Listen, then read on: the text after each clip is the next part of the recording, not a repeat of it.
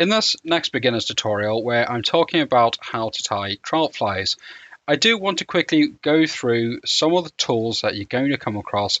Some of them, what you see on there, are more popular than others. So as a beginner, you're going to come across some of these pretty quickly, and then some perhaps as you progress further down the line. The first tool I want to talk about is a whip finishing tool. And the reason I'm doing this first is because this is probably the one you're going to struggle with the most. It is unfortunately just the way it is with a whip finisher or a whip finishing tool, or just the whip finish in general, because it's a very important aspect of fly tying. It's something you do need to get the hang of, because odds are you're going to finish a lot of your flies with a whip finish. So this tool allows you to do it, and they come in different flavors. You get these in all sorts of different sizes and shapes, and I will do a separate tutorial on that where I'll show you how to do it step by step, and at the same time give you some pointers on what I would look out for to make sure you're doing it correctly. The next thing I'm going to talk to you about is a bobbin holder. Now that is a bobbin. That's a bobbin holder. In fact, that's called a spigot bobbin holder. And essentially, it's just got these little arms that you can open and close depending on how tight you want it to grab the spool of thread. So you can increase or decrease the tension by how wide or narrow you have those little arms. One of its primary functions is for you to to pull the thread through that little hole, through the tube and out the other end. And that allows you to kind of dangle with the weight of the bobbin holder below the vise, so it holds it in place and your thread doesn't unravel. And also then allows you to hold it whilst you're wrapping. Now, what you will also notice, there's a load of different ones of these available on the market. What you'll come across a lot of the time is an insert or a non-insert bobbin holder. So that little kind of ceramic insert essentially just protects the thread from getting caught on the sides, and they're less prone to tearing through the thread and making your thread cut and kind of fray on you and snap. That being said, you can see there I actually don't use a lot of the insert ones. In fact, I think that is my only insert one, which I very rarely use. The reason behind that, I just prefer the slightly thinner, sleeker look, and I don't mind if these, if I get them fresh out the box and they start to kind of tear my thread up a little bit.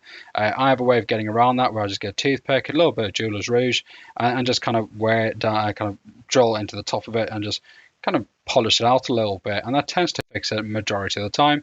If I still can't get it fixed from there, I will then just dedicate it to using it for wire.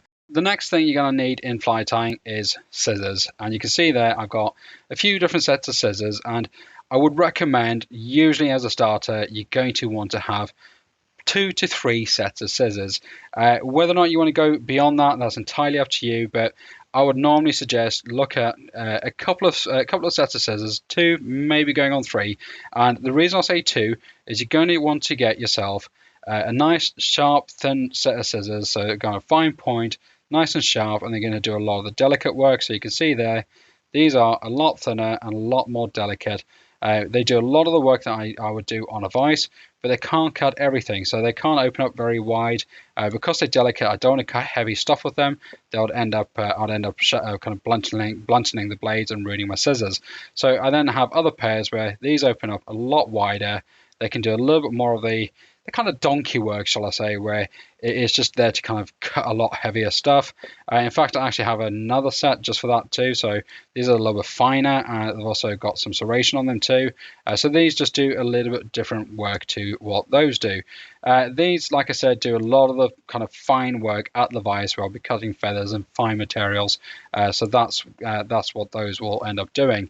And then when I'm talking about the kind of 2 going on 3, so as a standard rule, I'll say 2 scissors like that, where you might have one slightly thinner, finer to do a lot more of the kind of finer work, and then to do the heavier work. And then you probably end up going to go into some curved scissors too. So curved scissors have their place in a fly tier's bench.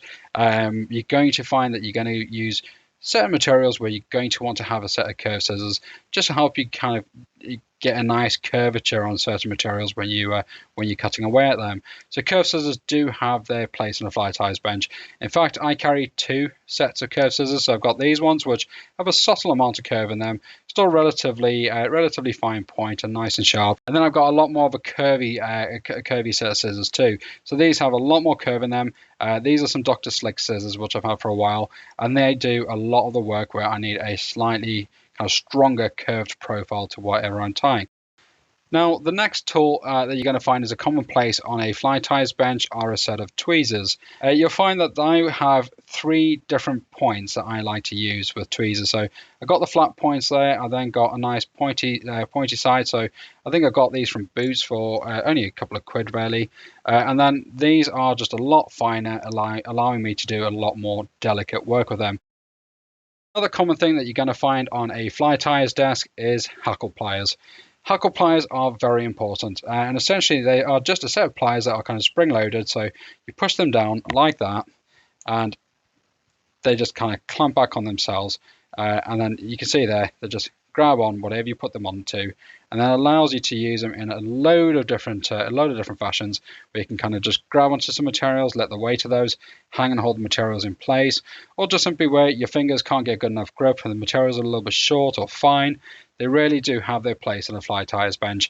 And the reason they're called hackle pliers is the primary job, I would imagine, when they were kind of invented, were to hold a hackle in place. And a hackle's just a feather.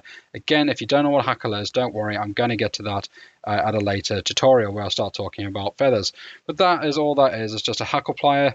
This is another set of hackle pliers, and same thing, allows you to grasp the material, and you can see those just rotate slightly differently.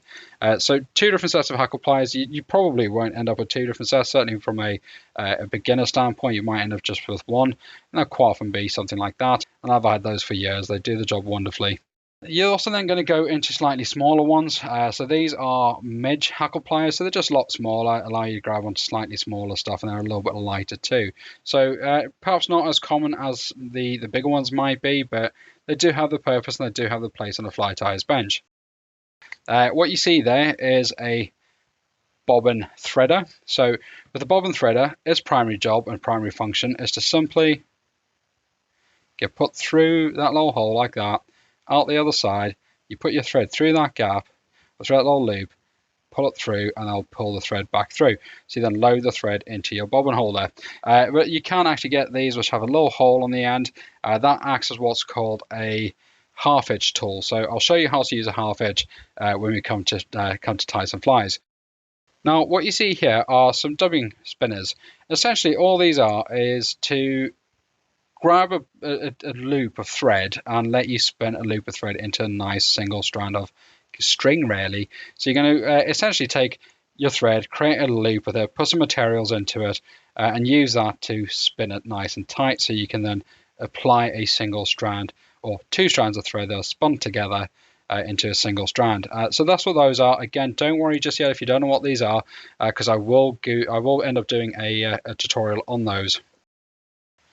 Now, one of the next things I want to show you is a dubbing needle. Well, you also come across your piece of kit might be called a bodkin, but essentially they're just a kind of like a stick or a handle with a needle kind of sticking out the side of it, and they are exceptionally useful in fly tying. They allow you to prise a little bit of material out, clean hook eyes. So they are very, very versatile little pieces of equipment, and you will find them on pretty much any fly tier's desk. Now, another thing you might come across might not necessarily be in kind of starter kits, but this is my homemade version of a dubbing brush. You can buy purpose-built or purpose-made dubbing brushes, but essentially all that's there to do is pluck away at material when you want to kind of get a nice scruffy look to something. So a dubbing brush is essentially just there to brush out dubbing. Now, if you're not sure what dubbing is, don't worry, we're going to get to that at a later tutorial where I go through all the materials. So with that, all I've used is a trellis peg, glued some Velcro to it, and when the Velcro wears down, I strip the Velcro off and re-glue another bit of Velcro to a trellis peg. Simple as that. But you can buy purpose-built dubbing brushes.